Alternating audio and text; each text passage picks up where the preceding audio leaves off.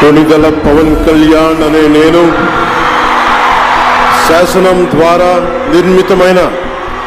భారత రాజ్యాంగం పట్ల నిజమైన విశ్వాసం, విధేయత చూపుతానని, భారతదేశ సార్వభౌమాధికారాన్ని, సమగ్రతని కాపాడుతానని, ఆంధ్రప్రదేశ్ రాష్ట్ర మంత్రిగా నా కర్తవ్యాలను శ్రద్ధతో, అంతఃకరణ శుద్ధితో నిర్వహిస్తానని, భయం గాని, పక్షపాతం గాని, రాగద్వేషాలు గాని లేకుండా రాజ్యాంగాన్ని, శాసనాలని అనుసరించి ప్రజలందరికీ న్యాయం చేకూరుస్తానని